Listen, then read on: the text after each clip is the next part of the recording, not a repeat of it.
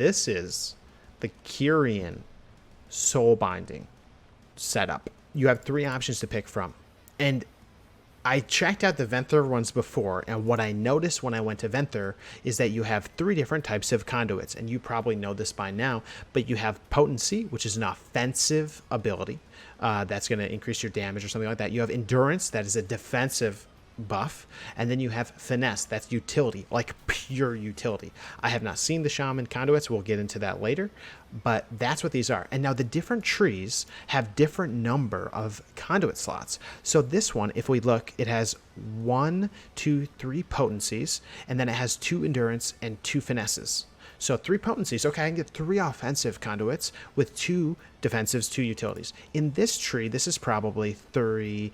This is, we can see 1, 2, 3 defenses, 3 endurance, 2 potency, and 2 finesse. And then this one's going to be 3 finesse, 1, 2, 3, 2 endurance. So there's always one tree that is a little bit more defensive, a little bit more utility, or a little bit more offensive, right? So you might have to choose, hey, I want to have 3 of those instead of like caring about the actual abilities themselves. That's something you're going to have to make the decision for by yourself, or once the guides come out on what's the best, you'll probably follow that. But let's go ahead and just dive right into each of these trees for Kyrian right now. I'm on my Shaman, so we might be able to get some Soulbinds going, or some conduits, but let's just look through it. And let me know what you think, okay? Let me know what you think. Number 1. Let go of the past. Using a spell or ability increases your versatility by 1% for 10 seconds. Using another spell or ability increases this amount by 1% when it is not a repeat of that previous spell or ability, stacking to 5. That's actually huge for all specs of Shaman. We don't usually repeat things unless you're using like Ice Fury as Ellie, right? So that's actually pretty useful, and I see this as being immediately like useful for all the specs, even healing, potentially, in PvP. In PvE, I'm not sure how important Verse will be, but maybe. So then you'd have to pick one of these, right? So let's go ahead and just pick this. And then you have to pick one of these, right? So let's just go ahead and read these abilities. Vial of Serenity, which is from your Covenant ability, your guy that walks up to you. It gives you your old vial. Here's the vial. 50. Once you use it, you get 3 stacks. Restores 50% of your health, removes all poisons. What? Diseases, poisons, curses, and bleeds. So it's dwarf racial. Yep, that's what Sella said as well. All right. So Serenity heals you for an additional. Heals you for 35% additional health, but all of its healing is done over 10 seconds. That means this becomes a 50% heal. What? That's insane.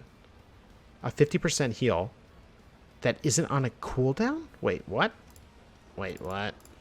That's nuts. All right, we'll test that out later. That seems pretty OP, especially because it still has its cleanse effect. The next one is Focusing Mantra. Defeating an enemy lowers the cooldown of your Vial of Serenity. So this is maybe for leveling or for doing the tower, right? I don't see that as being good at all. The only bad thing is, like, if you, like what I was saying earlier, right? Finesse, potency. If I go this track and get this crappy ability, I have to take potency. I mean, maybe I want potency, but I want this ability. Well, guess what, chump? You can't get both. So I'm going to go this route. We'll get this. It's going to heal for 50%. All right. So now I get endurance. That's a defensive one. And it looks like each activation will increase my stamina by a certain percentage. You can see that there. pH, I don't know what that means. If you know, let me know. All right. So we go that way. And now let's read these abilities. Defeating an enemy reduces the cooldown on the steward's non-Vial services by 1 second. Defeating an enemy grants you 10% movement speed for 20 seconds. In this effect is increased if defeating a powerful enemy. Okay, so like these two, like I don't care at all about. Walk Together. Pelagos periodically sends you crafting materials, increasing for every dungeon raid, dungeon battleground arena. That's actually cool. While soulbound, see, these are cool, dude. These are not game breaking. They're not even changing your abilities. They're just flavorful. Now, in this case, what I will tell you is I will choose which conduit I want more than what ability I want.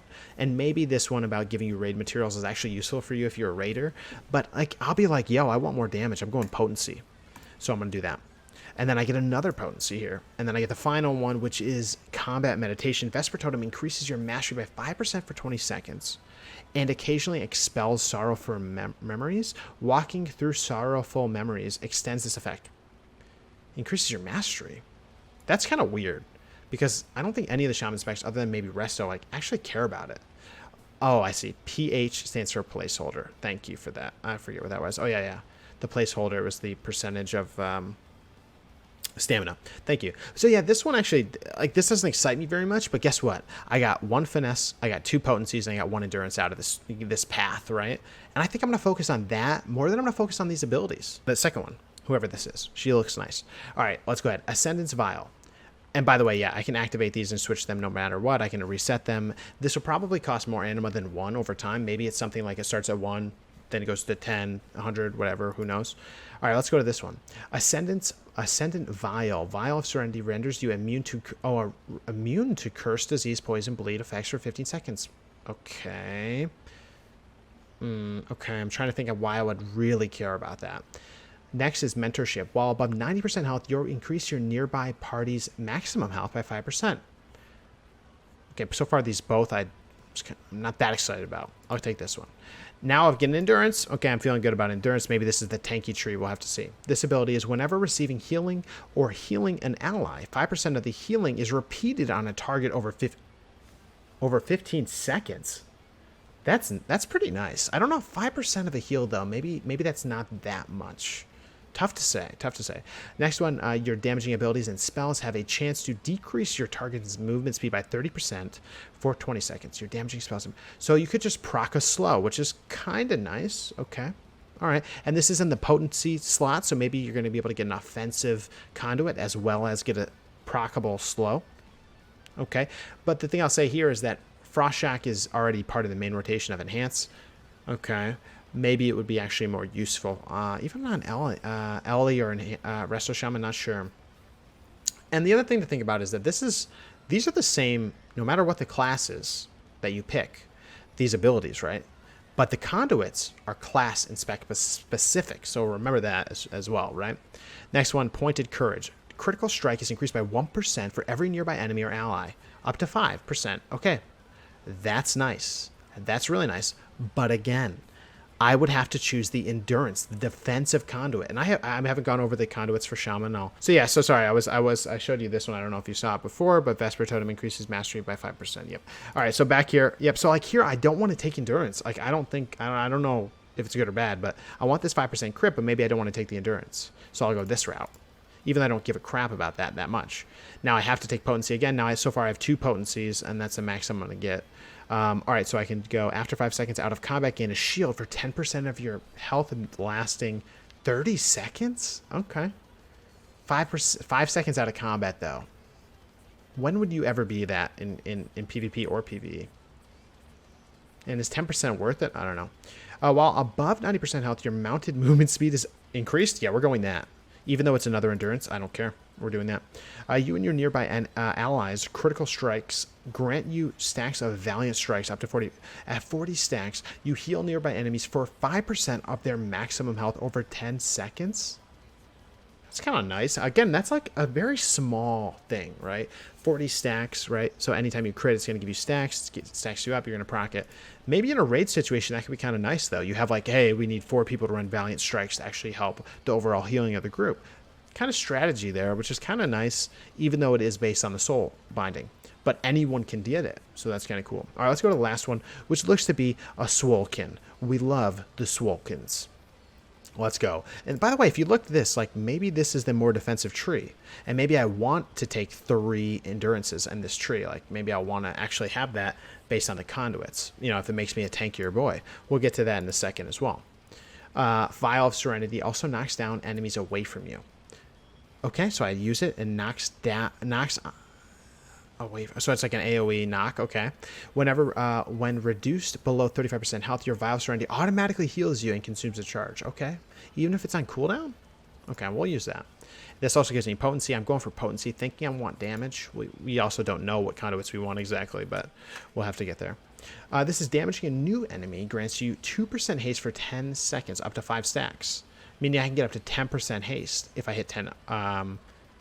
If I hit 5 targets. Okay. When reduced below 30% health, you stun nearby enemies for 3 seconds. This effect may only occur once every 5 minutes. Ooh. Ooh. Ooh. We like that. After 5 seconds of standing still, incoming stuns and incapacitate... Huh. This definitely stacks with Orc. After 5 seconds of standing still, incoming stun and incapacitate durations are reduced by 30%. Lasts for 5 seconds once you start moving. Goodbye, kidney shot. Suck a butt. Go in that one. That is insane for casters. That is insane for casters. All right, next one, regenerating materials. Casting or receiving healing has a chance to improve the remaining durability on your armor. See, like, this is one I don't care about. It's whatever. Falling damage is reduced by 20%, and after falling, damage you take... falling damage you take is reduced by a certain percentage for 30 seconds? That's weird. All right, this last one. After using What?